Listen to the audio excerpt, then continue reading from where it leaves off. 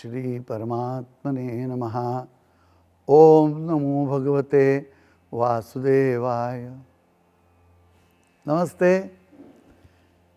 श्री गीता योग में हम आज पहले अध्याय का 13वां श्लोक देख रहे हैं। ततः शंखाश्च भैर्यश्च पणवानकगो मुखाः सहसैवाभ्यहन्यन्त स शब्दस्तुमुलो भवत्। बहुत ही अच्छा श्लोक है और इसमें लिखा है तथा मतलब उसके उपरांत। शंखाः भैर्यः पणवानकगो मुखाः मतलब क्या है? शंख है, नगारे है, ढोल है, मृदंग है, गोमुख है आदि सब ये रणवाद्य है, वो एक साथ सब बजने लगे। बजाया उन्होंने और उनका ऐसा शब्द सुनकर, वह शब्द जो है वो भयंकर था।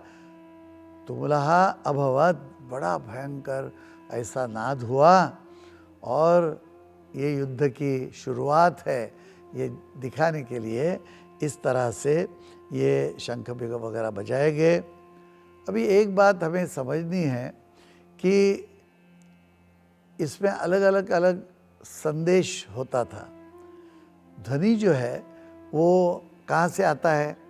जो सोर्स है हमारा ऊपर, जहाँ से पूरी उत्पत्ति हुई सृष्टि की, जहाँ से हमें प्राण शक्ति मिलती है और पेड़ पौधों को प्राण शक्ति मिलती है, प्राणियों को मिलती है और बाकी जितना भी अस्तित्व है जड़, उसको ये जो विद्युत शक्ति है, मैग्नेटिक शक्ति है, वो सब मिलती है। तो कहने का मतलब क्या है कि यहाँ से जो नाद इसका निकलता है, शक्ति का जब प्रसरण होता है, वेव्स जब फैलती है तो एक प्रकार का नाद होता रहता है। आप कभी जैसे 22,000 वोल्ट का टावर होगा ना एमएससीबी का, अंदर तो जा नहीं सकते, कंपाउंड होता है सेफ्टी के लिए, थोड़ा दूर खड़ा रह के सुनेंगे शाम को तो ऐसे आवाज़ वहाँ से आता रहेगा एक कंपन का। तो ये कंपन से आवाज़ एक कंपन ही है, तो ये कंपन का आवाज़ होता है। तो ये आवाज़ से ओमकार ध्वनि ये पहले निकलता है वहाँ से। सोर्स मतलब जहाँ से सृष्टि उत्पन्न, भगवान हम कहते हैं, लेकिन इसको कहेंगे कि यहाँ से ही सब उत्पत्ति हुई, वो सबका एक जो मूल स्थान है।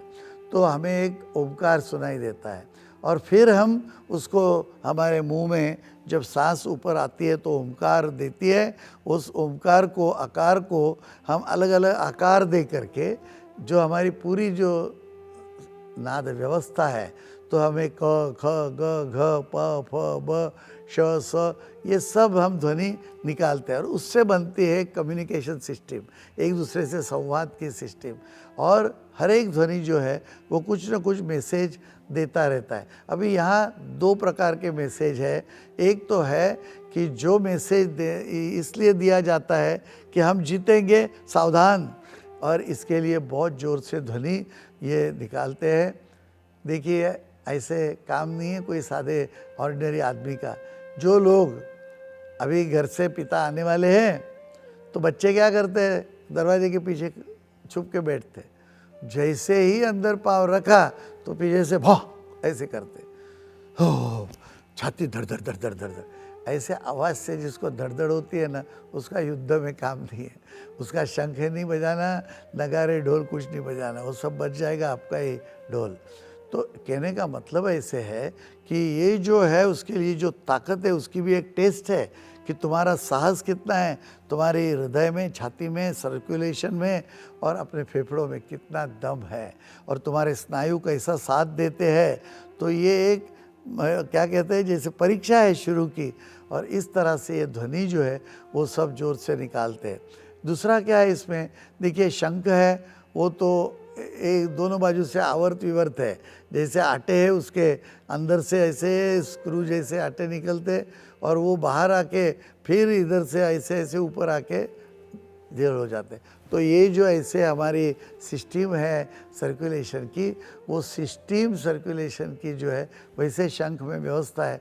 तो हम ऐसा कहते हैं कि शंख ध्वनि जो है वो हम क्या सोचते हैं वो बाहर मैसेज देता है भगवान को, और भगवान क्या उत्तर देते हैं वो शंख हमें मैसेज दे देते हैं।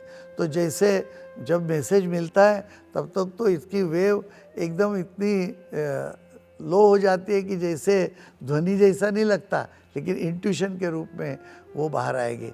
तो मृदंग है और ये नगारे है। पूर्वी क्या करते थे कि इसके ऊपर दवा लगाते थे, और जो दवा जाएगी तो सब सैनिकों को इसमें से फ़ायदा होता था।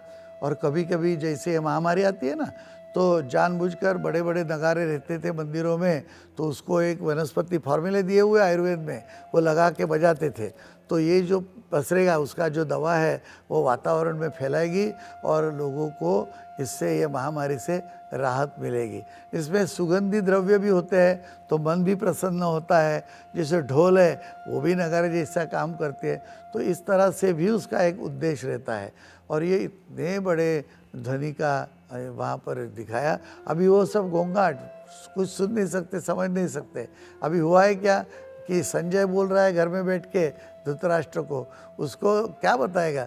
तो इतना ही बताया कि ऐसे ऐसे ऐसे ऐसे बहुत ज़ोर से भयानक, सब घबरा जाएंगे, ऐसा एक ध्वनि वहाँ पर हुआ है। और अभी आगे जाके दूसरे वर्णन जो है वो करेंगे, देखते हैं आगे अगली बार।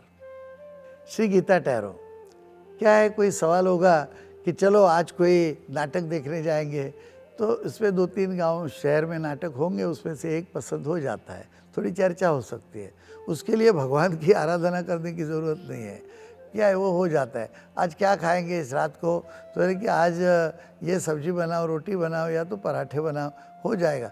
जो कोई ऐसे सवाल है कि जो कोई उत्तर नहीं दे सकता, उसका तर्क नहीं कर सकता, तो इसलिए हमें कभी कभी मदद लेनी पड़ती है।